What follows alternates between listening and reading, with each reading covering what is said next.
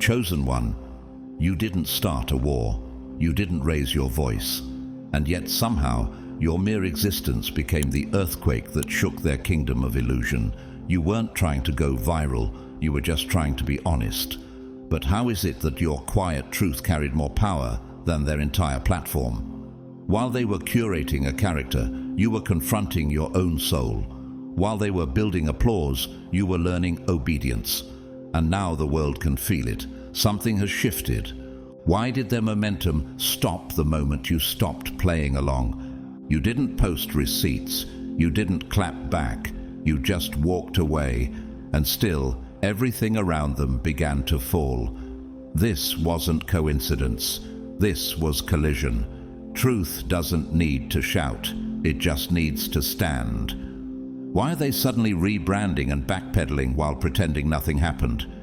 Because your presence alone exposed what their words never could hide. Comment 777 if you felt the tension shift in your atmosphere lately. And to every single soul who has sown into this space through super thanks, whether it was $1 or $100, your offering is sacred. We see you. We bless you. We thank you. Why is the world now questioning the very ones who once seemed untouchable? You weren't trying to dismantle them, you were trying to survive. But survival in the hands of God becomes strategy, deliverance, justice. You didn't need revenge, you were the revelation. Could it be that their entire empire depended on your silence? And now that you've spoken, even gently, even softly, it all begins to unravel. Why do their old supporters now scroll past with discomfort while you stand in quiet strength? You became what they never imagined you could, free. And your freedom, not your fury, is what made heaven move. You didn't steal the spotlight. You exposed the shadows simply by stepping into the light. So stay close, stay grounded, because what comes next will not just explain why they lost favor, it will confirm why God trusted you to carry the weight of truth with dignity. Like this video, subscribe to help us reach 200,000 warriors of truth, and share this with someone who's been quietly fighting for their name. The cover-up is over, the unveiling has begun, and chosen one, you were never the villain, you were the verdict. God's chosen ones, you ended their fame without even trying. Here's what happened.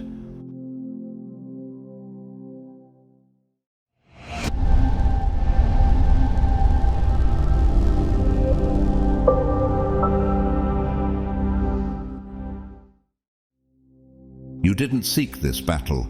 You didn't wake up one day and ask to become the storm that would fracture their illusion. Yet here you are, called not by desire, but by divine necessity. What do you do when the truth begins to burn so hot in your bones that silence becomes a form of betrayal? What happens when the lie that everyone else clings to becomes too loud for your spirit to ignore? That's when the assignment chooses you. Not because you wanted war, but because peace no longer existed in the presence of that deception. This was never about dragging someone's name. It was about rescuing the narrative from the hands of those who twisted it. When you spoke, you didn't just confront a person. You confronted a delusion worshipped by millions. And the moment you did, the cost became clear. They turned on you. They distorted your intentions. You were cast as the villain not because you lied, but because you told the truth too clearly. Have you ever noticed how truth-tellers are almost always painted as troublemakers before they're remembered as trailblazers? Jeremiah knew this ache. He was mocked, imprisoned, and labeled a traitor for warning Judah of coming judgment. He cried, "But if I say, I will not mention his word or speak any more in his name. His word is in my heart like a fire shut up in my bones." Jeremiah 29, NIV. Just like you, he carried a fire that wouldn't let him rest until it had been released, even if it meant rejection. Do you wonder why your courage threatens those who pretend to lead? Why your clarity irritates people who thrive on fog? Why those you never even knew had opinions suddenly turned cold? Because this isn't just about what you revealed, it's about what your presence now represents. You didn't just reveal the cracks in their story, you became the evidence that their kingdom was built on sand. Remember Queen Esther? She didn't expose Haman out of ambition. She did it to save her people. Her voice in the king's palace cost her safety, but rewrote the fate of an entire nation. Esther 7. Likewise, your confrontation, though personal in appearance, carries generational weight. This wasn't gossip. This was a divine interruption. British painter and visual prophet William Blake once said, "Opposition is true friendship." That's because truth doesn't flatter, it purifies. And when you became the vessel of exposure, you also became the lightning rod for their wrath. But do you realize that your willingness to be misunderstood is part of what is birthing reform? Marisol, a soft-spoken translator from Barcelona, discovered that her university's language department had been altering refugee testimonies to align with political sponsors. Quietly, she submitted the original recordings to an investigative journalist. Her name was leaked.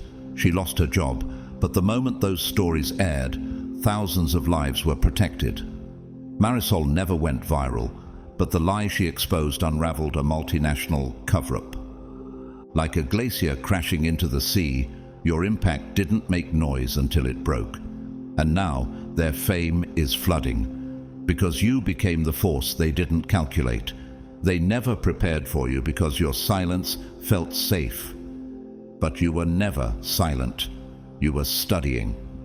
Jesus stood silently before Pilate while false accusations flew around him. The silence wasn't weakness, it was strategy, and when he finally spoke, it pierced through every layer of pretense. You followed in that pattern. You didn't clap back. You didn't post a thread. But when the time was right, your single word dismantled their whole performance. Have you noticed how nature itself affirms this rhythm? The tectonic plates beneath the ocean move invisibly for decades before releasing enough pressure to trigger a quake. By the time the surface shakes, the real shift has already occurred. That's you. Your internal alignment created an external rupture. You're not just ending their fame, you're ending an era of shallow applause and manufactured personas. This is not revenge. This is revelation. And whether they know it or not, you just freed a generation from worshipping charisma without character. So what now? Will you mourn the loss of their approval, or will you celebrate the liberation of truth? Will you spend your energy defending your motives, or will you keep walking forward as the proof that obedience has consequences? But so does silence. The ones who mocked you may never apologize, but heaven is already bearing witness. The applause of the crowd is fleeting, but the echo of righteousness lasts forever. And when the dust settles, history will not remember you as the troublemaker. It will remember you as the voice that broke the spell. The emotional weight of this assignment is heavier than most will ever understand. You carry a silence louder than 1,000 arguments, and it echoes through your sleepless nights. Have you felt the sting of being misunderstood by those who once celebrated you? Have you noticed how quickly admiration turns into avoidance when you confront a lie that served their comfort? How does it feel to be cast out, not for your sins, but for your honesty? This ache is not imagined. The pain is not weakness. It is the signature of those who've been chosen to confront what others enable. You were never just confronting a person. You were confronting a culture of convenience. And when the spotlight turned cold and the applause faded, what remained was the raw loneliness of a prophet walking ahead of their time. Yet even in that isolation, your stance has become a silent permission slip. Your refusal to pretend has ignited a sacred ripple. Others who felt the same dissonance but lacked the language are now finding the courage to question what once seemed unshakable. Your exile is not an ending. It is the spark of awakening. The moment you shattered their illusion, you also shattered their psychological security. Why did they suddenly label you arrogant, toxic, unstable, when all you did was tell the truth? Why were your motives dissected while the deception you exposed remained untouched? It's not that your words were lies, it's that your words were too real, and in a world that clings to delusion like a blanket, truth feels like violence. This isn't personal, it's neurological. What you're facing is called cognitive dissonance. When people are forced to confront facts that contradict their constructed belief systems, it produces internal conflict. And what's the fastest way to silence that discomfort? Attack the messenger, frame them as unhinged, paint them as bitter, reduce them to an emotion rather than a message. And yet, what they're really rejecting is not you, it's the mirror you held up. In Scripture, Stephen stood before the Sanhedrin and declared the truth about their rebellion against the Spirit of God. The result? They gnashed their teeth, dragged him out, and stoned him. Acts 7. Not because he was wrong, but because he was right in a way they could not emotionally survive. You too have felt that spiritual stoning, not with rocks, but with rejection. But like Stephen, heaven stood in your honor while earth turned its back. Galileo Galilei, scientist, astronomer, a man of relentless curiosity, challenged the doctrine that placed Earth at the center of the universe. For daring to suggest otherwise, he was labeled a heretic and confined to house arrest. But centuries later, the world caught up to the truth he carried. Doesn't that echo your journey? How many of your revelations were ridiculed, only to be quietly adopted later when it was safe to agree? Mariah, a teacher from Nairobi, once noticed that test scores from low-income students were being altered by a corrupt administrator to preserve the school's success record. She spoke up. Within a week, she was suspended. Friends distanced themselves. Parents turned cold. But a year later, when the fraud was exposed and reforms were implemented nationwide, no one clapped for her.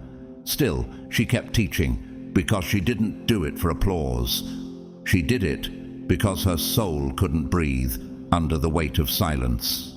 You didn't fall from favor. You were flung forward into truth, and those who once praised your potential now fear your presence, not because you've changed, but because you've revealed that they haven't. What if the discomfort you feel isn't punishment, but purification? What if your exile isn't exile at all, but elevation away from a stage God never wanted you to perform on? What if the loneliness is the necessary detachment before the mantle of influence can rest on you cleanly, without contamination? A snow owl survives the harshest Arctic winters, not by fleeing from the cold, but by adapting, growing denser feathers, moving silently, hunting in darkness. It doesn't resist the storm, it learns to master it. That's you. You've stopped waiting for the environment to change. You've become the force that reveals its flaws. Remember Job. He was accused, misunderstood, and judged by friends who couldn't comprehend his integrity. But heaven knew, and in the end, the Lord restored him. Double what was lost. Job 42:10. That same justice is forming around your name, not in human courts, but in the courts of heaven. So, will you keep mourning your lost connections, or will you start recognizing your divine consecration? Will you resent the silence of those who ghosted you, or will you thank God for the removal of noise so that only pure voices remain? And perhaps the hardest question, will you still speak even when your voice trembles? Because history is watching, and heaven is recording, and the truth, once released, never returns void. And yet, even as the algorithms resist you, something greater is responding. Heaven does not run on likes, trends, or click-through rates. It moves by obedience, truth, and justice. When the world silences the truth-teller, God amplifies them in dimensions that no viral platform can measure. So, while the internet may have labeled you disruptive, the courts of heaven have marked you as disruptive on purpose. What if your disruption wasn't a glitch in the system, but a divine override of a corrupted one? Your presence unsettles because you bring with you a frequency that breaks the illusion. Why do you think your silence felt sacred and your speech sounds like thunder to those who built their thrones on applause? Why does your authenticity make others shrink? Not because you attack them, but because your life exposes the gap between who they are and who they pretend to be. This isn't rebellion, it's reformation. And you, chosen one, have become its unexpected vessel. In the book of 1 Kings 18, Elijah stood alone against 450 prophets of Baal on Mount Carmel. The crowd watched, the nation held its breath, but the fire only fell on truth. Elijah didn't manipulate public opinion, he aligned with heaven. And when the fire of God consumed his sacrifice, it wasn't just a demonstration of power, it was a cleansing of false systems. That's the kind of shift your disruption is triggering. You aren't just breaking fame, you're breaking idols. The late Archbishop Desmond Tutu, a spiritual giant and voice of justice in apartheid South Africa, once said, "If you are neutral in situations of injustice, you have chosen the side of the oppressor." Tutu knew that standing in the light would mean being cast into controversy, but he never backed down. Neither have you. You are not neutral. Your life, your voice, your choices, they scream of alignment, not convenience. Jared, a digital artist from Manila, discovered his most viral commission had been plagiarized from an obscure tribal motif. Instead of staying silent to protect his newfound fame, he issued a public apology, returned the money, and used his platform to amplify indigenous artists. The sponsorships vanished, the spotlight shifted. But 2 years later, the very community he defended invited him to co-create a national heritage campaign. He didn't just lose popularity, he found purpose. Butterflies don't go viral in their cocoons. The most sacred transformation happens in darkness, in stillness, in secrecy, and yet, once they emerge, they carry colors that no algorithm could ever invent. Your emergence from this disruption may not be glamorous, but it is glorious. You are becoming something that fame could never mold, free, holy, whole. So why does your courage feel so lonely? Why does doing the right thing leave you misunderstood, even by those who once claimed to support you? Why does telling the truth require such a steep emotional cost, while lies get sponsorship deals and standing ovations? Why does your fall from their favor feel more like a rise in clarity? The answer is this: you were never meant to be shaped by their applause. You were called to awaken them from it, and every disruption brings a discomfort that's necessary before healing can begin. Jesus too disrupted. He overturned tables in the temple, not out of rage, but out of reverence.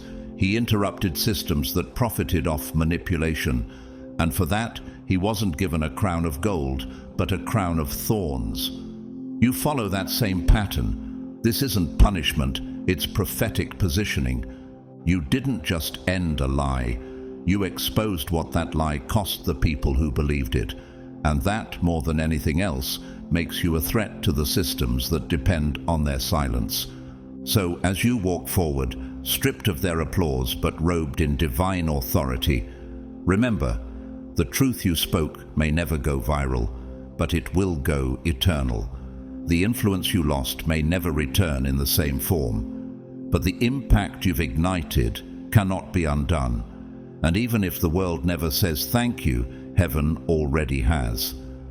That mirror you held up didn't just reflect their flaws, it revealed the fracture lines in a culture addicted to applause. By tearing through the veil of viral perfection, you exposed what many had been trained to suppress.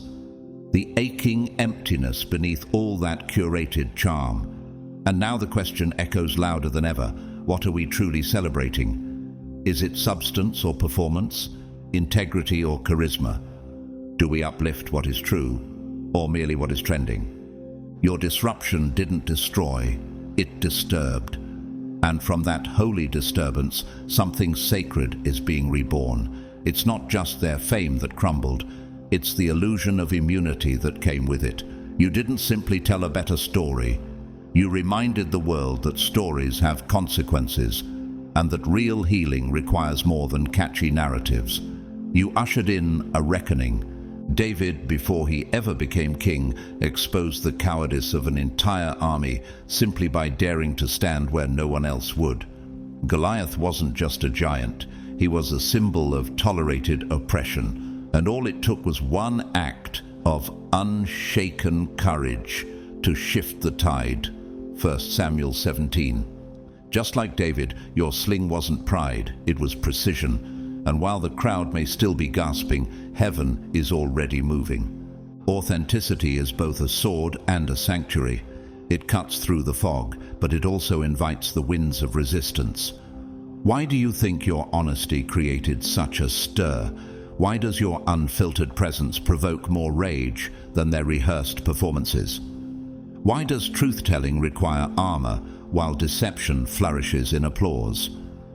Because your voice forced the world to feel, and in a culture where emotional anesthesia is the norm, that kind of awakening is threatening. Yet the very people who cursed your name secretly admired your freedom. The ones who mocked your rawness were the ones most confined by pretense. You didn't shame them, you scared them into remembering what real looks like. Author and speaker Brené Brown, renowned for her work on vulnerability, once said, "You can choose courage or you can choose comfort, but you cannot choose both." Your life is proof that you chose courage, not because it was easy, but because something deep in your spirit could no longer tolerate the masquerade. And in doing so, you've become more than a person. You've become a permission slip. Laurel, a once quiet nurse from Toronto, went live to share a series of truths about unethical shortcuts being taken in a hospital during pandemic overflow. She didn't name names, she just spoke what no one else would. Within hours, her contract was frozen. Within days, her clip was stitched into polarized debates across continents. But what followed? Anonymous doctors reached out, nurses organized, policies shifted. And while she never went back to that job, she walked into a global calling. This backlash you faced, it's not really about you. It's about the fear you unearthed. Fear of accountability, fear of loss, fear of having to rethink the narrative. People will attack when their comfort is cornered. And the internet, with its cloak of anonymity, becomes the perfect storm for unprocessed fear to masquerade as righteous outrage. Yet even in this whirlwind, authenticity magnetizes. It draws in the wounded, the silenced, the hungry ones who are tired of pretending. They don't just admire you, they need you, because your stand has created a safe place for truth to breathe. And every time you refuse to flinch, another silenced soul finds the courage to whisper, "Me too." A redwood tree doesn't apologize for its height. It didn't grow overnight. It weathered storms, fire, drought, and still it stands. Not for applause, but because its roots go deeper than judgment. You too are learning to stand tall in storms meant to break you. And in doing so, your roots are healing a forest of wounded voices. Jesus said, "You will know the truth, and the truth will set you free." John 8:32. NIV. But he never promised the truth wouldn't first cost you everything. The backlash is not proof of failure, it's evidence of impact. And your impact, though uncelebrated now, is carving channels of change the world will one day walk in. So don't shrink, don't explain away your fire, don't apologize for being the light in a room that preferred shadows. The fame you disrupted was never real. But the freedom you unlocked, that is eternal. And that is what happened. And when the illusion shattered beneath your voice, it wasn't destruction, it was deliverance. You didn't speak to tear down a person, you spoke to unmask a pattern. What you broke was not their platform. It was the pedestal that had been constructed on half-truths and holy edits. You weren't just interrupting their storyline, you were reclaiming space for the truth that had been silenced beneath their spotlight. Your courage activated a cultural shift. It unsettled those who clung to viral validation like a lifeline, but it also awakened those who had longed for something real. Why do you think your truth-telling birthed both outrage and awakening? Why does clarity carry such risk in a world addicted to filters? Why do so many prefer curated heroes over accountable humans? Because your truth didn't just reveal the cracks, it revealed the cost of ignoring them. Jesus warned in Luke 12:2, "There is nothing concealed that will not be disclosed, or hidden that will not be made known." The algorithms may suppress the truth, but heaven is always unveiling it.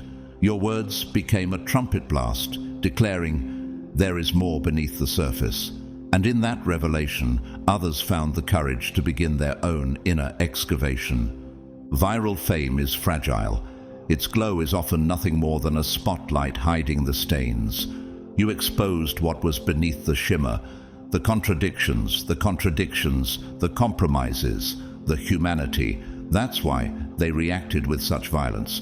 You didn't just threaten their perception of a person, you threatened their belief in an untouchable world. In the book of Daniel, King Belshazzar threw a lavish feast, drinking from sacred vessels while praising false gods.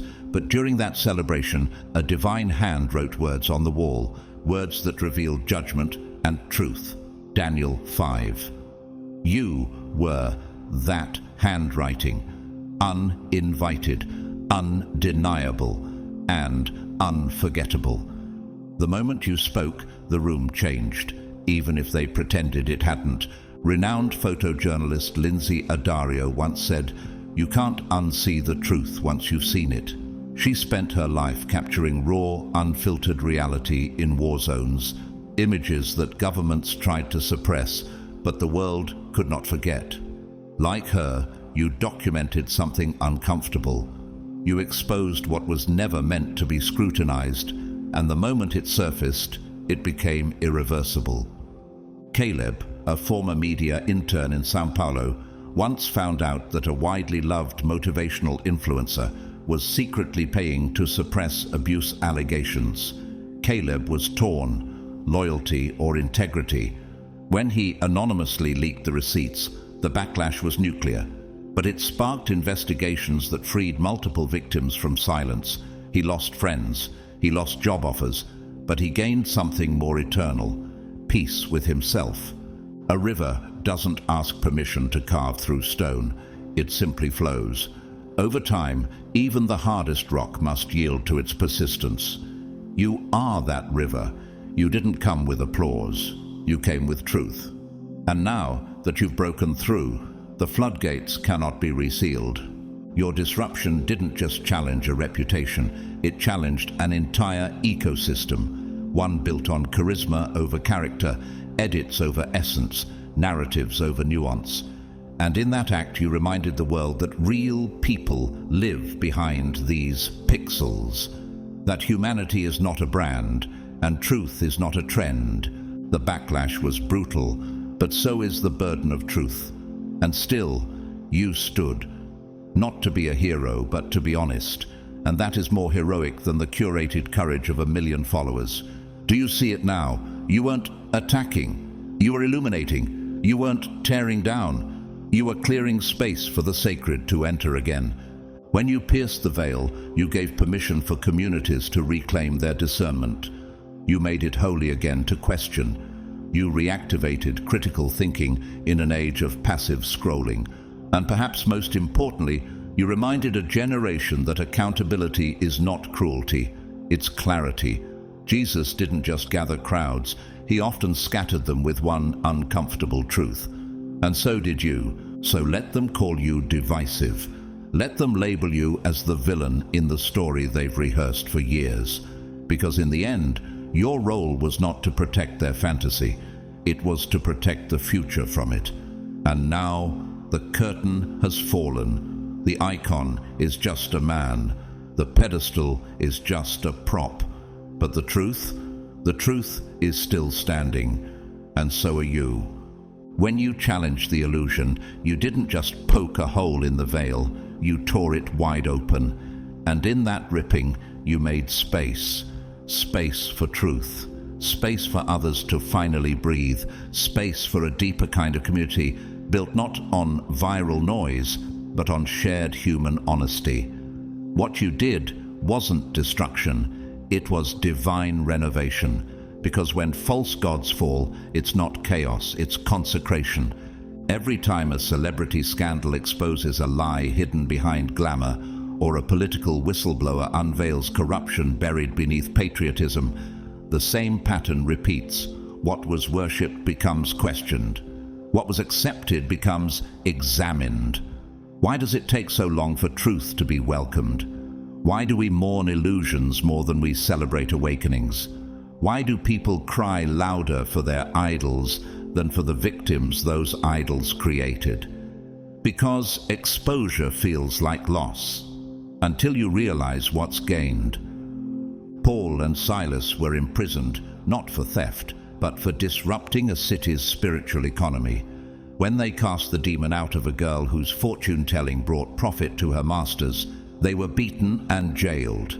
Acts 16. Their truth challenged power structures, but even in prison, they sang, and the prison shook. So did yours. When you exposed the lie, your song echoed in invisible realms, and shackles began to fall. The cost has been real. You've lost connections you thought were solid. Opportunities have dried up. Sponsorships disappeared.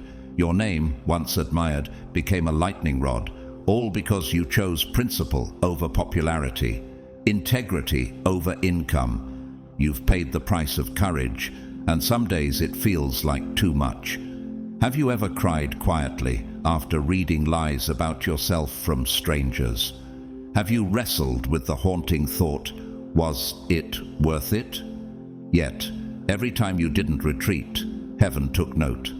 Malala Yousafzai, the youngest Nobel laureate and education activist, faced a Taliban bullet for daring to speak truth about girls' education.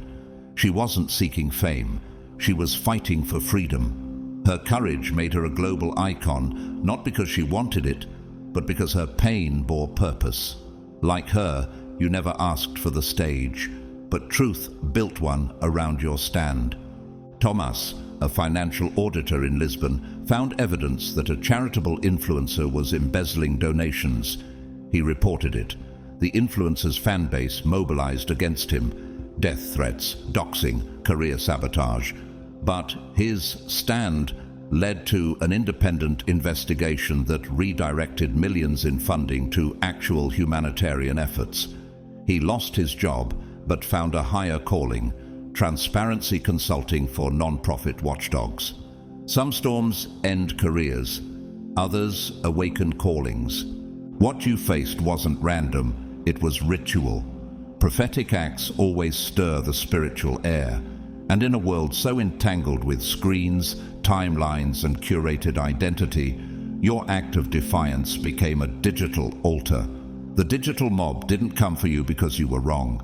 They came because you were right in a way that demanded accountability. They mistook your correction for attack, because in their world, performance equals identity. But you reminded them that identity without truth is just performance with a hollow core.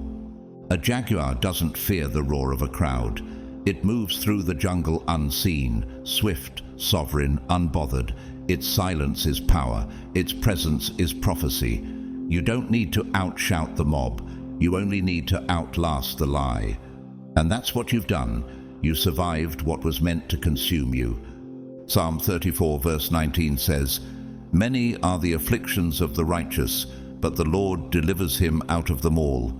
And you're being delivered, not just from attack, but into alignment, into assignment, into authority. Do you see it now? You didn't just stand for truth. You stood in the gap for a generation raised on lies. You became the reset button, the sacred interruption, the embodiment of a different standard. And yes, it cost you. But your silence would have cost your soul. So let them gather. Let the hashtags fly. Let the shadows whisper. Your legacy is not being written in their comment sections. It's being carved in eternity. You're not the villain in this story. You are the shift. And the world will thank you. once it catches up. You've now walked through fire and come out with ashes on your hands, but not in defeat, in sanctification, because surviving this digital crucible didn't just bruise you, it branded your purpose into your bones. Those who've walked this road before you, truth-tellers, prophets, whistleblowers, describe it as the most brutal yet clarifying season of their entire lives. Have you not felt that same paradox? Broken yet clearer than ever. Rejected yet more anchored than you ever thought possible. The mob tried to erase you, but all it did was reveal who you really are. The noise couldn't drown your conviction. The chaos couldn't rewrite your assignment, because deep down, even through the tears, you know, truth is still worth it. Your courage under fire has become a lighthouse for others navigating stormy waters.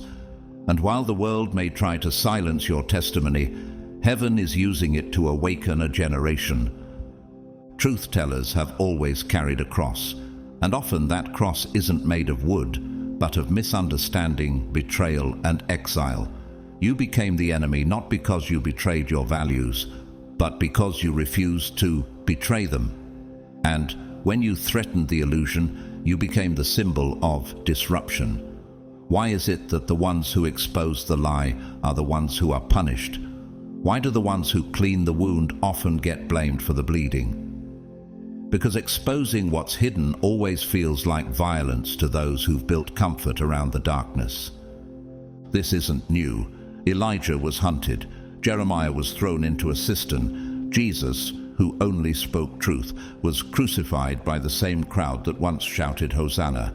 The same people who loved your presence in their fairy tale became the first to stone you when you brought the truth too close. But do you not see? That rejection was confirmation, not condemnation.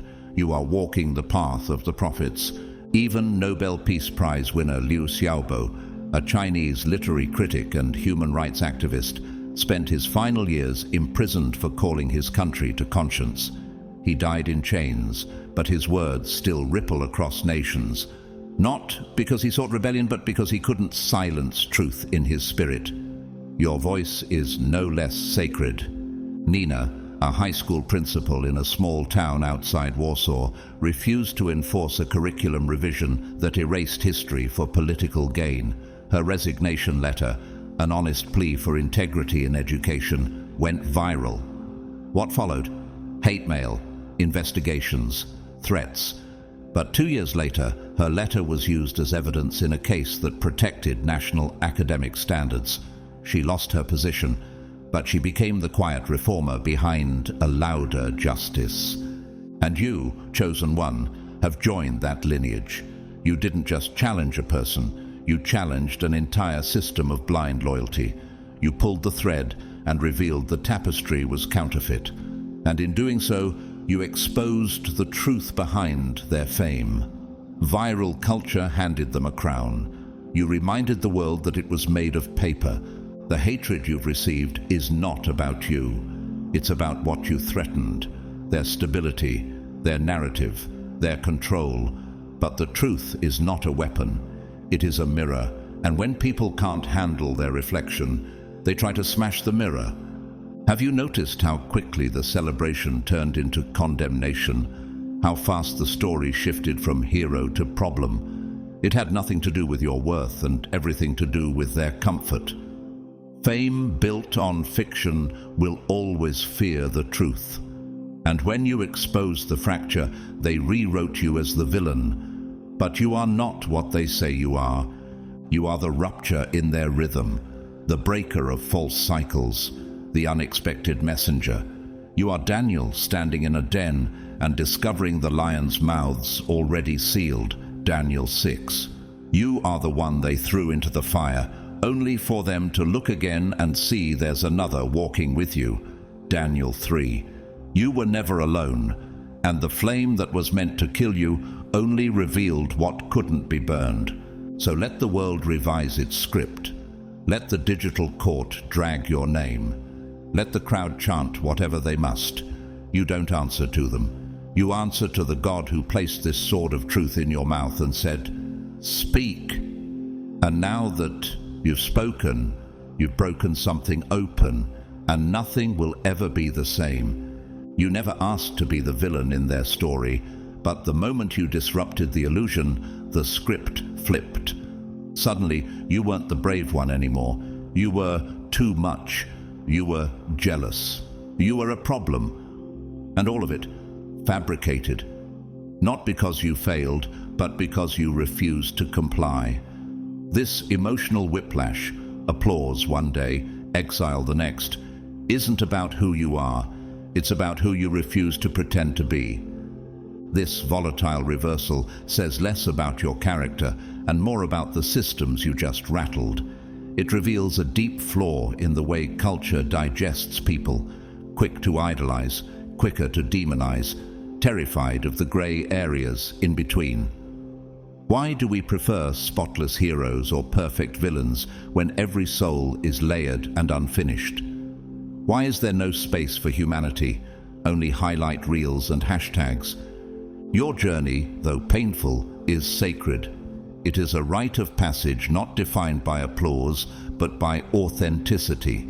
You were never meant to be the poster child for perfection. You were anointed to be a breaker of cycles. And in doing so, you have learned something that many never do. Approval is fleeting, but integrity is eternal. When the crowds cheered, you remained grounded. When they turned, you remained honest. And that, chosen one, is the kind of holiness that cannot be cancelled. Jesus was celebrated as the miracle worker on Sunday, but by Friday, the same crowd screamed, "Crucify him." That shift wasn't about his goodness, it was about their expectations. He refused to perform for comfort. And so do you. You were never called to pacify the crowd. You were called to tell the truth, even when it cost you your reputation. Cancel culture isn't justice. It's often fear dressed in righteousness. It's about control more than correction. It punishes those who disturb the false peace, the ones who expose beloved lies and disrupt polished myths. And when your voice revealed the cracks in a viral persona, the crowd didn't want reform. They wanted silence. But you didn't give it to them. Have you noticed how fast accountability turns into a weapon when the truth threatens power? How easily platforms that claim to champion justice can become echo chambers of censorship. You exposed a weakness, not in a person, but in a system. That's why you were targeted, because your honesty made it impossible to keep pretending. American abolitionist Frederick Douglass once said, "The limits of tyrants are prescribed by the endurance of those whom they oppress." You, beloved disruptor, refused to endure the lie. And in that refusal you drew the line. You said, "No more. No more pretending. No more silence. No more passing down deception to the next generation." Camille, a rising author in Bordeaux, was invited to ghostwrite the memoir of a beloved humanitarian figure. What she discovered during research horrified her. Years of misrepresented projects, manipulated stories, and staged photos. When she declined and exposed it instead, the industry blacklisted her. But a year later, she self-published a collection of essays on ethical storytelling that became a bestseller and reshaped publishing guidelines across Europe. Disruption may exile you, but it also positions you for impact that cannot be reversed. Have you noticed that after the mob finishes raging, silence often falls?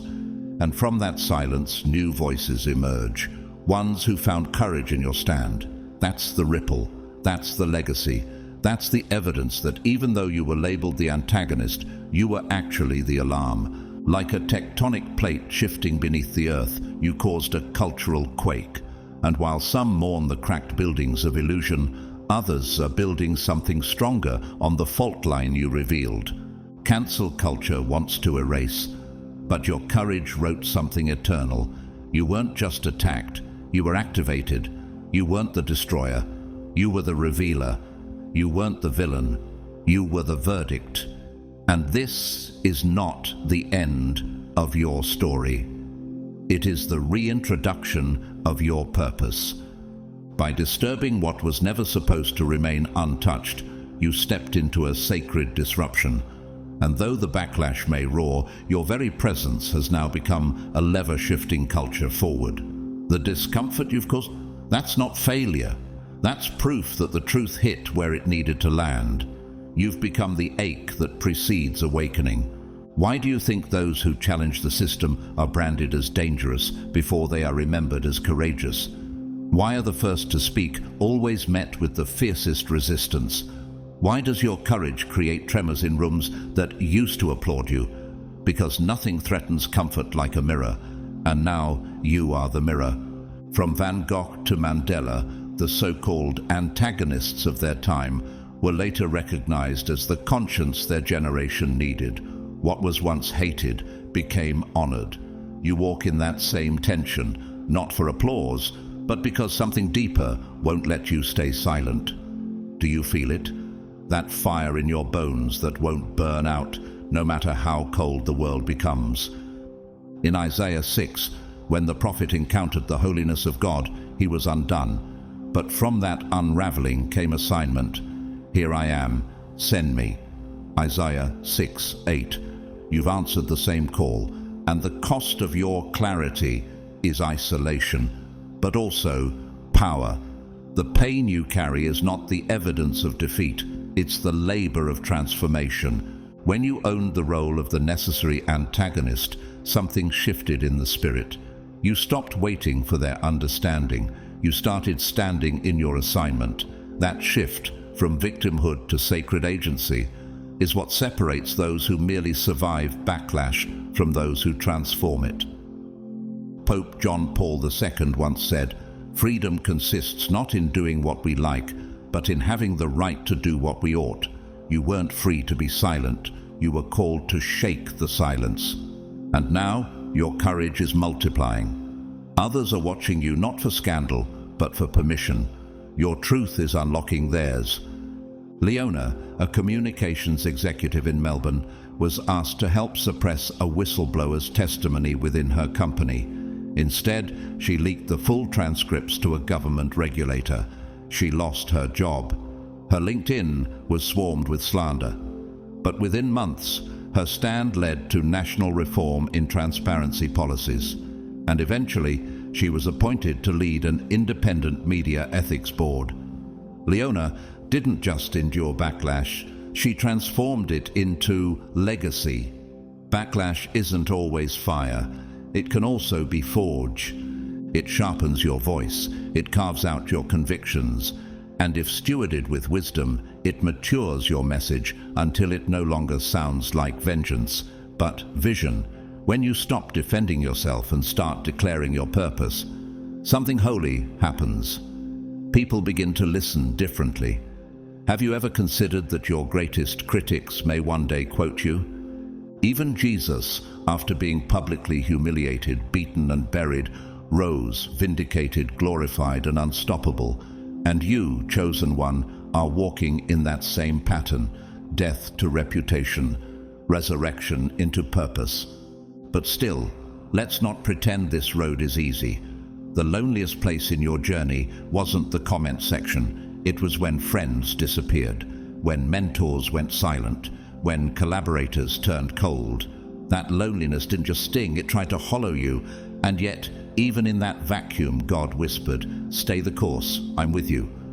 Like the monarch butterfly, which must migrate thousands of miles alone, navigating storms, predators and exhaustion, your flight is not for the weak. But in your wings is a map heaven wrote. And though others may not understand the path, your endurance is seeding generations. Have you noticed? The isolation that once crushed you is now becoming a sanctuary. The silence that once echoed with shame is now an altar for divine clarity. This isn't just healing, it's homecoming. You are no longer just the one who ended their fame. You are the one who stood when it cost everything. You are the one who refused to bow to false altars. You are the one who rose, not in bitterness but in truth. And that truth, no matter how contested, is now burning its way through culture, calling out the false, lifting up the broken, and preparing the way for justice that doesn't need permission to arrive. But what if the very solitude that wounded you also saved you? What if this sacred seclusion, painful as it is, became the forge where clarity was formed?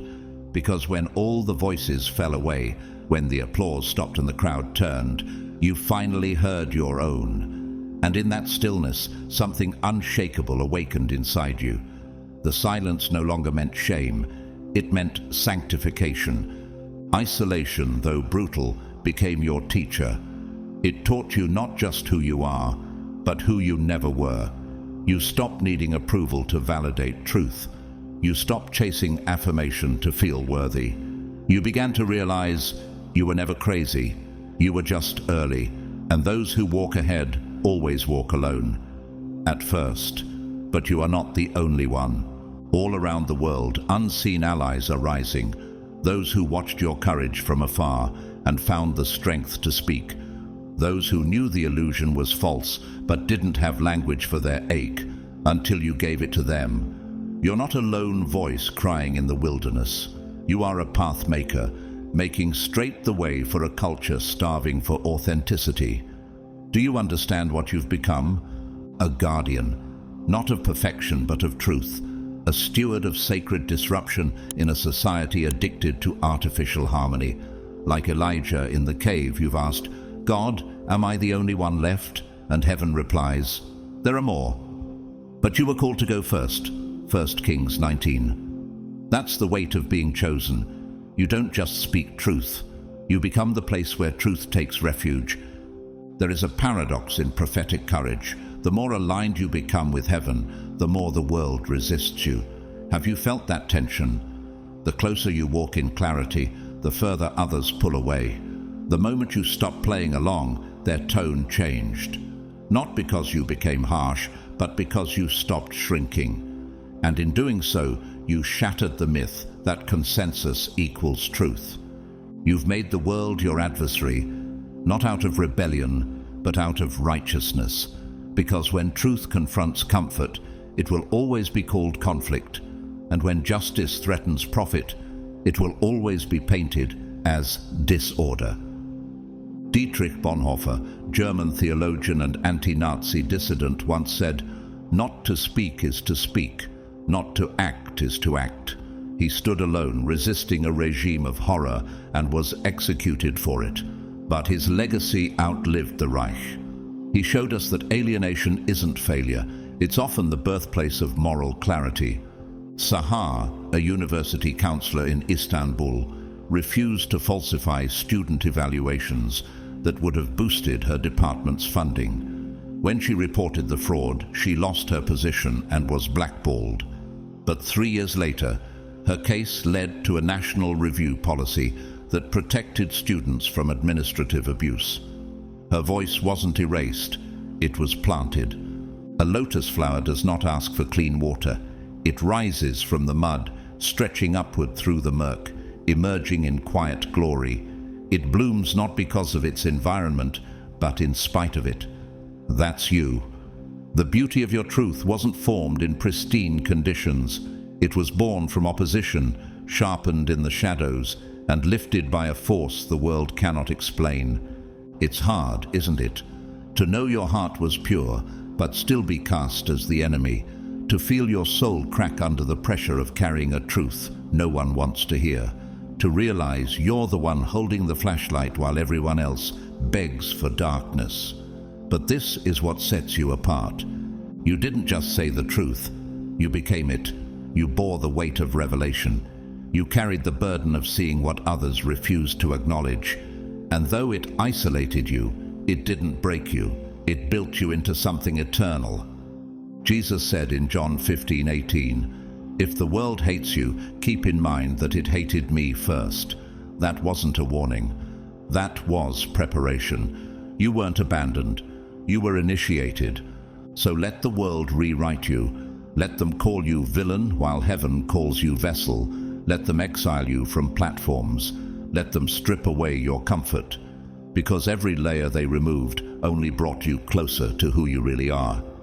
You're not carrying a curse. You're carrying a commission. And the burden you bear now, The weight of inconvenient truth is the very thing heaven is using to build foundations for the future. This is what happened when you ended their fame. You didn't just break a lie, you birthed a movement. You're not just a truth teller, you're the one heaven trusted to expose what others swore to protect. And that assignment, it's not glamorous, it's excruciating. You weren't called to the spotlight, you were called to lift the veil, to walk into rooms built on applause and pull back the curtain, revealing what was never meant to be seen. And the cost? It's written across your life.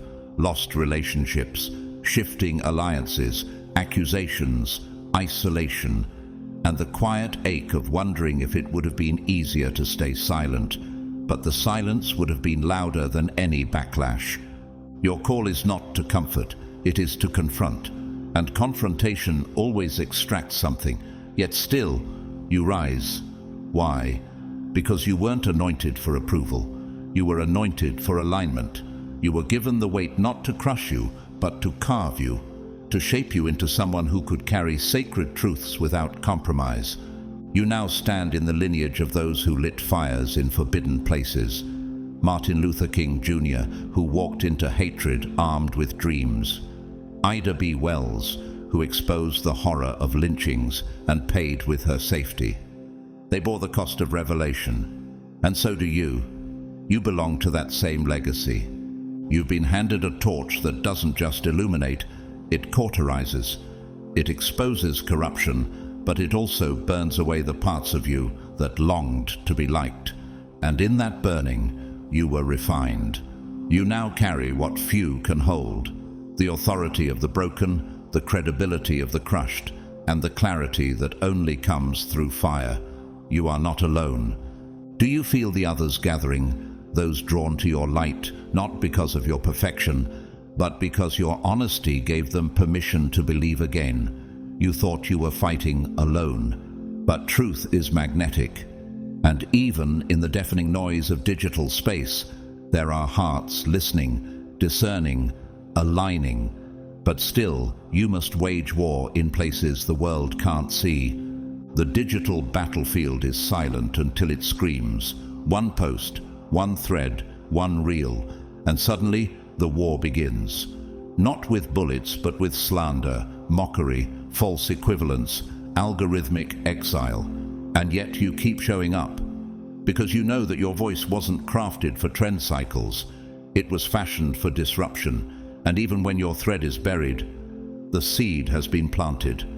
You've learned now. Truth doesn't just need to be spoken, it needs to be stewarded, carefully, strategically. It's not enough to be right. You have to be rooted. Emotional stamina becomes your survival. Your endurance is no longer about strength. It's about sacred self-control. Because what good is truth if it's delivered without love? This isn't about winning debates. It's about awakening the sleeping. Have you noticed that when you speak from empathy, not ego, the impact lingers longer? That while outrage fades fast, quiet clarity leaves a mark. You're not fighting for victory over others. You're fighting for vision within them. It's messy, yes, but so is healing. Let's pause here to remember someone the world tried to cancel. Comedian and truth-teller Hannah Gadsby. Known first for her humor, she broke global expectations with her Netflix special Nanette, where she dismantled the performance of pain and exposed the commodification of trauma in entertainment. She faced backlash, mockery, and even confusion from fans who expected jokes, not justice. But she didn't back down. Her voice shifted the landscape, not by conforming, but by confronting. She taught millions that sometimes laughter is not healing, it's hiding.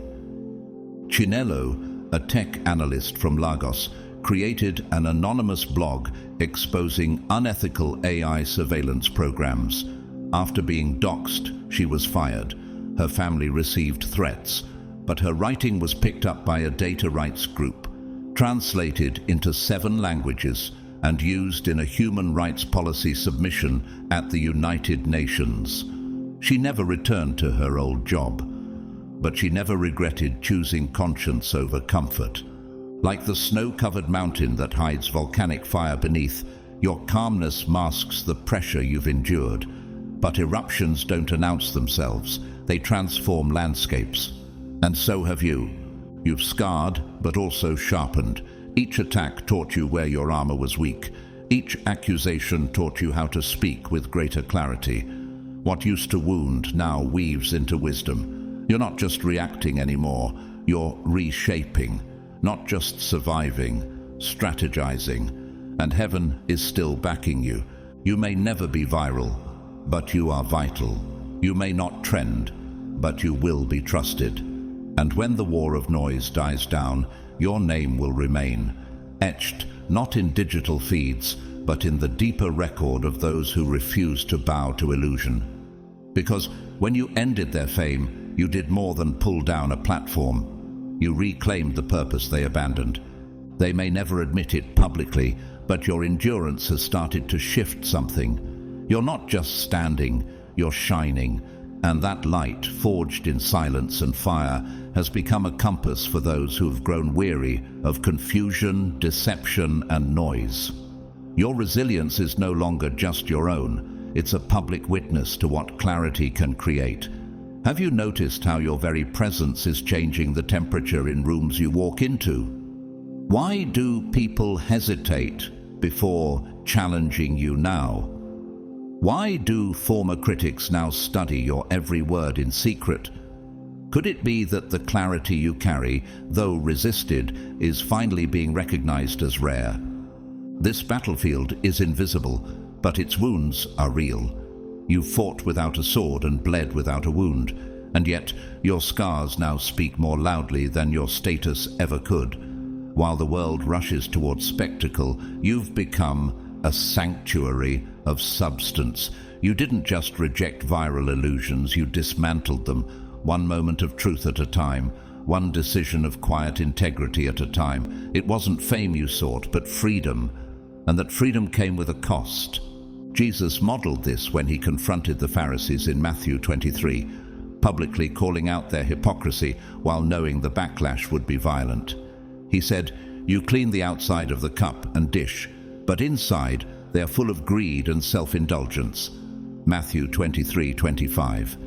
He didn't whisper the truth, he declared it, and in doing so, he became the target of those who feared exposure more than evil itself. Why do you think people resist your clarity? Why does insight offend more than ignorance? Why are those who love illusions the first to label you as divisive? Because your clarity threatens the economy of comfort. Because once you see, you can't unsee. And once you speak, you make it impossible for others to hide in the lie. British documentary filmmaker and humanitarian Louis Theroux is no stranger to this tension. Known for calmly entering volatile environments and asking simple, disarming questions, he's exposed the contradictions of extremism, celebrity cults, and media bias without raising his voice. He once said, "You don't have to shout to be heard, you just have to be clear and unshakable." Your clarity carries the same weight, not because it's loud, but because it refuses to be manipulated. Tanya, a data ethics consultant from Bucharest, was hired to evaluate the algorithm of a massive educational platform. What she uncovered was appalling. The system penalized poor students by flagging their behavior as non-compliant, lowering their content visibility. When she brought it to the board, they offered her silence money. Instead, she published her findings and became the subject of lawsuits and public smearing. She lost contracts, but 6 months later, the EU launched an investigation using her work as a framework for regulation. Tanya didn't chase the spotlight. She exposed what it was hiding. But how do you keep going when standing alone with vision feels like punishment? When seeing clearly leads to deeper loneliness, not deeper connection? When the very clarity you carry separates you from those you used to walk with? Because clarity doesn't just show you what's wrong with the world, it shows you what you can never return to. Clarity is not clean. It is costly. Moses knew this. He saw clearly when no one else did. While Israel danced around a golden calf, he came down from the mountain with fire in his eyes and stone tablets in his arms. Exodus 32. He shattered the idol, not just physically, but symbolically, and it cost him their favor, but that moment also defined him, because clarity always demands confrontation before it delivers covenant. A jellyfish, seemingly delicate, is transparent, untethered, and moved by the rhythm of the sea. But what's often missed is that it survives with precision. It doesn't fight the current, it adapts. It doesn't chase applause, it flows with internal knowing. Your clarity is like that. You don't resist for the sake of rebellion. You move with truth, and that movement disrupts everything pretending to be stable. Why does clarity isolate before it activates? Why does it feel like a curse before it becomes your compass? Why do you question your sanity when you're seeing with more accuracy than ever? Because the truth will first make you lonely before it makes you effective. And because discernment is a divine gift, one not everyone is ready to honor. And that's why you've become dangerous to illusion, not because you shouted, but because you saw. Not because you destroyed, but because you revealed. Not because you sought power, but because you stewarded purity. You didn't end their fame to watch them fall. You ended their fame so truth could rise. And the clarity you now carry, that weight forged through conflict, silence, fire, and exile, is the very thing that will guide generations out of deception and into discernment. And that, chosen one, is why they feared you all along. You were never meant to simply observe the illusion. You were born to expose it, and that act, disruptive as it may be, is holy. When you pulled back the veil, you didn't just disturb one person's curated persona. You shattered a cultural trance. Why is it that we build idols only to defend their perfection, even when it becomes clear they are flawed?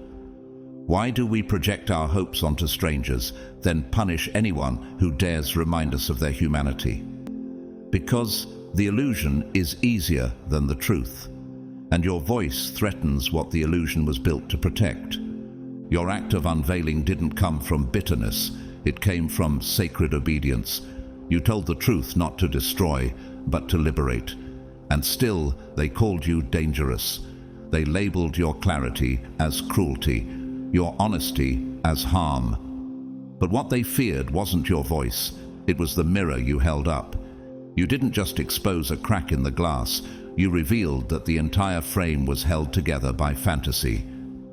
When the prophet Nathan confronted King David over his secret sin, he didn't attack with violence, he spoke with piercing accuracy. 2 Samuel 12. You are the man. That sentence shattered David's delusion and opened the door for repentance and redemption. Like Nathan, your role is not to condemn, but to confront, so that truth can begin its healing work. Of course, the fallout is violent. The spotlight, once warm with admiration, turns into a searchlight hunting for flaws in you. Have you felt it? The shift from praise to persecuted, from ally to threat, from invited guest to public enemy?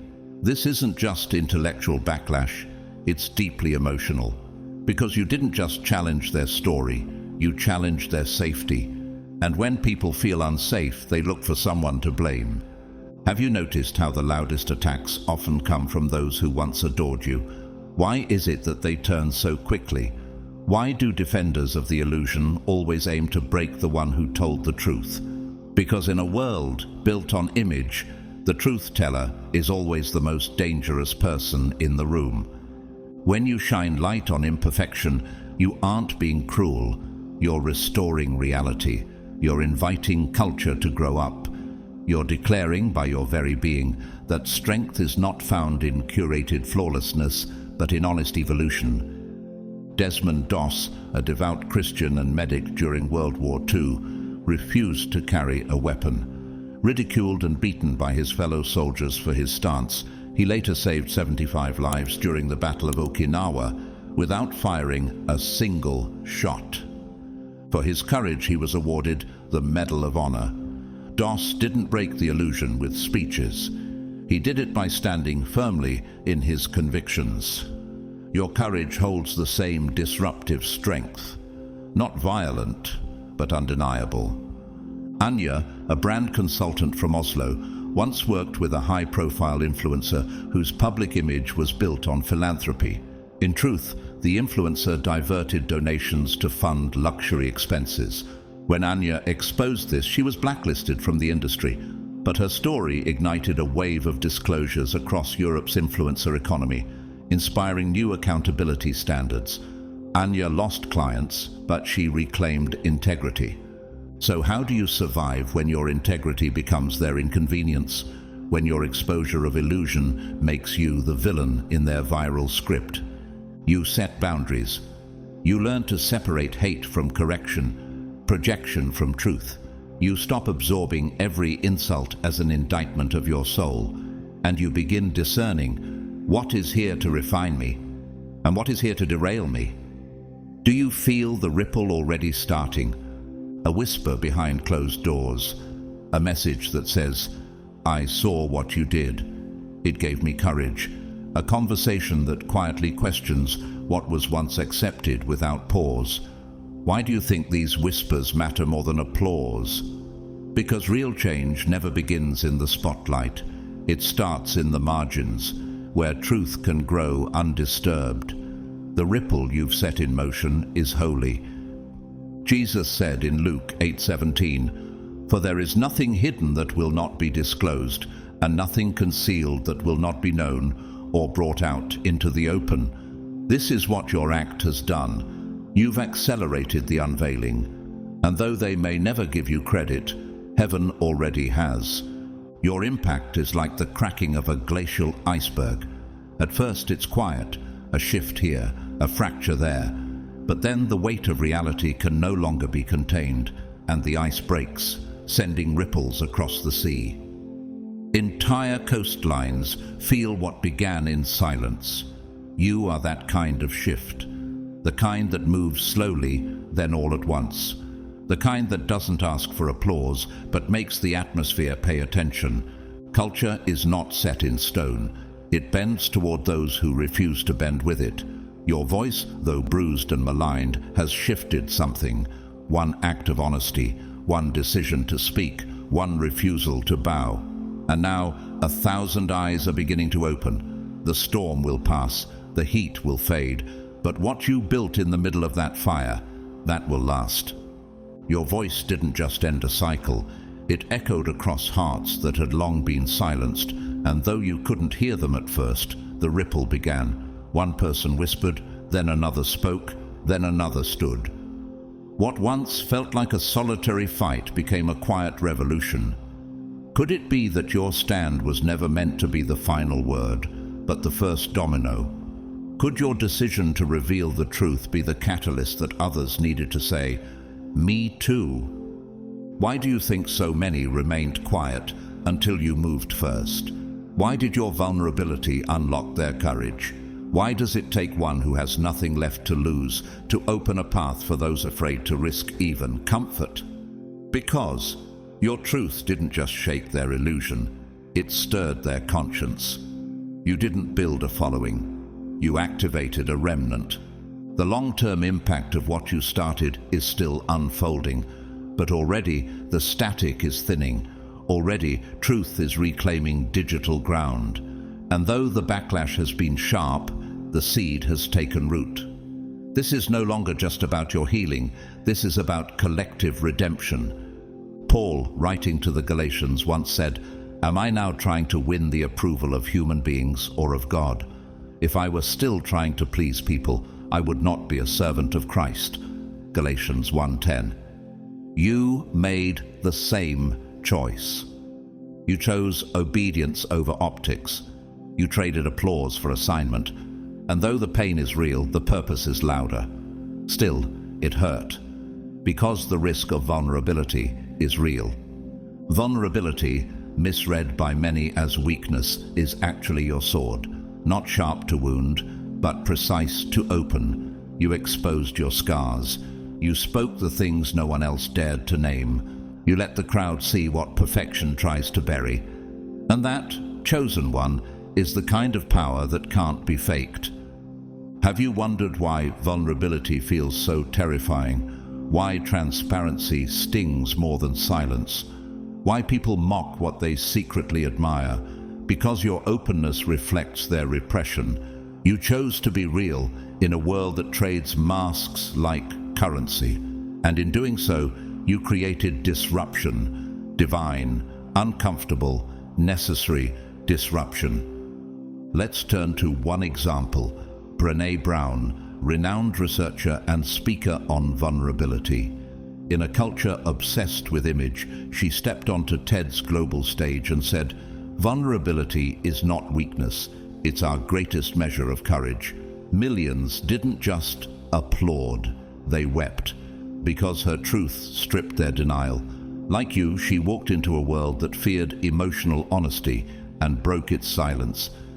Evan, a youth pastor in Rio de Janeiro, lived a double life for years, preaching purity while hiding his struggles with anxiety, debt, and addiction to approval. When he publicly confessed, his ministry split. Some left, others leaned in. But a year later, that vulnerability birthed a new movement. Hundreds of young leaders now meet weekly, not to perform perfection, but to grow in transparency. He lost a platform but found his voice. Why is it that exposing your pain creates more healing than hiding your strength? Why does your honesty feel threatening to those still clinging to performance? Why does your brokenness, when stewarded with courage, build more connection than their curated image ever could? Because vulnerability is the birth canal of transformation. It makes people uncomfortable because it cannot be controlled. It breaks the algorithm. It doesn't scale well. It doesn't trend easily. But it speaks, soul to soul. And that's what creates movements, not just moments. The sea glass is a remnant of something once shattered, broken, discarded, weathered by waves. But over time, the ocean softens its edges, reshapes its form, and sends it back to shore, beautiful in ways it never was before. That's your story. You weren't destroyed, you were refined. And now, with softened edges and sharpened vision, you are reshaping the very narratives that once rejected you. Stories move culture. Viral narratives aren't just entertainment, they're power. They instruct, manipulate, distract. And your assignment is not just to break false stories, but to rewrite them with truth. Why do you think your version of the story isn't welcome in the room? Why do the popular myths get platformed while your lived reality gets ignored? Why does your retelling feel like a threat instead of a contribution? Because you refuse to flatten complexity. Your story includes contradiction. It holds paradox. It embraces tension. And that kind of narrative doesn't sell as fast, but it heals far deeper. Esther rewrote a narrative by walking into a room where she wasn't expected to speak. Her voice saved a nation. But before that, her story was invisible. Her truth had no platform. And yet, God used her voice to reverse a verdict. Esther 4-7. You too have stepped into a moment where your words don't just interrupt, they redeem. So now, chosen one, your voice isn't just content, it's correction, it's construction, it's compassion wrapped in clarity. And though it may not go viral, it will go eternal. Courage is not a costume you wear when the crowd approves. It is a mantle you carry when the crowd turns. When your name is dragged through dirt, not because you lied, but because you told the truth too loudly. And you, chosen one, didn't just whisper. You stood tall and let the wind carry your conviction. That choice birthed consequences, real ones. But it also marked you as one who walks with heaven's armor, not man's applause. Why do you think the cost was so high? Why did they panic when you pulled back the veil? Why did your voice suddenly feel like a threat, not a testimony? Because you weren't just sharing information, you were shattering illusions. You broke the mirror that let people pretend. The moment David stepped onto the battlefield, His courage exposed the cowardice of Israel's army. 1 Samuel 17. He didn't just defeat Goliath, he revealed who had been hiding behind status and fear. You did the same. You called out what was comfortable, and now the arrows are flying not because you're wrong, but because you're disruptive. Nelson Mandela, locked away for decades, didn't lose his voice. He refined it, and when the world was finally ready to hear him, it wasn't the applause he chased. It was reconciliation. He endured prison, not just for freedom, but for moral clarity. Like you, he understood. Real courage is never clean. It bleeds, but it also heals. Jade was a small-town teacher who refused to adjust her grades to please wealthy donors. Her quiet defiance sparked outrage from the school board. She lost her job, but 6 months later, dozens of students rallied, and a regional investigation uncovered systemic cheating. She didn't go viral, but she broke a cycle. Her courage cost her comfort, but earned her legacy. Even the oak tree must endure decades of storm and drought before it earns its name. Its strength is forged not in fair weather, but in resistance. Its roots grow deeper as the winds grow fiercer. Your journey has mirrored this natural law. The more resistance you faced, the deeper your foundation became. Why do you think God allows such storms after acts of obedience? Why does the backlash hit harder after you speak with truth? Why does clarity often lead to isolation, not celebration? Because heaven's movements rarely resemble Earth's metrics. You're not building followers, you're birthing freedom. But even the bold grow weary. Even the chosen need rest.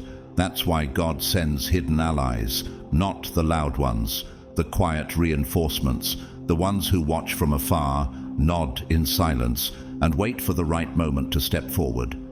The Elijahs who think they are the last left, until God reminds them, I have reserved 7,000 in Israel, all whose knees have not bowed to Baal.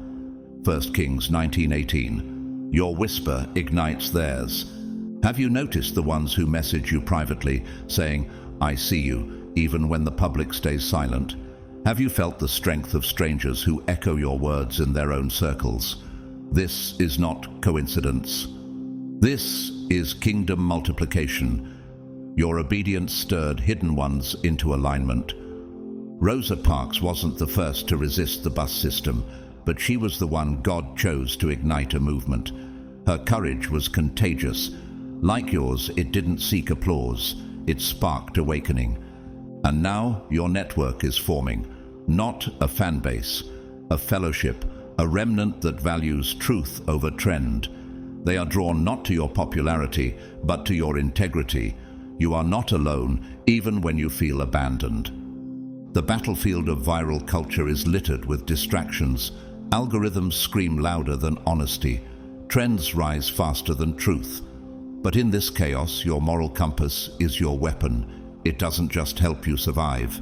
It anchors you to your eternal assignment. Why do you think your values have been tested so often lately? Why are you repeatedly placed in situations where compromise seems easier than confrontation? Why is the price of staying aligned so steep? Because you're walking with a compass designed for elevation, not comfort. Jesus didn't navigate by popularity. When offered the kingdoms of the world in exchange for one bow, he refused. Matthew 4:8-10. You too have been offered platforms in exchange for silence, influence in exchange for dilution. But like Christ, you said no. And that refusal, though costly, preserved your soul. So here you are, bruised but not broken, outnumbered but not outclassed, quietly rebuilding what the storm couldn't erase, your assignment.